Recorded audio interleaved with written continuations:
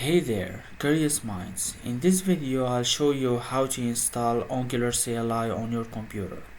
So before that you need to have Node.js on your computer. For this reason I'll let you a link in description for a video that explains to you how to install Node.js and npm on your machine.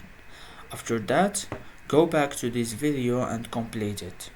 So go to search bar, then write cmd to open your command prompt, then write node-v to verify that you have Node.js on your computer, and npm 2-version to verify that you have npm on your computer.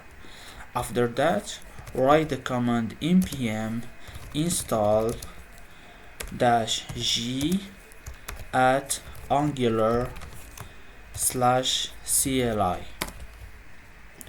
So wait some minutes to install it.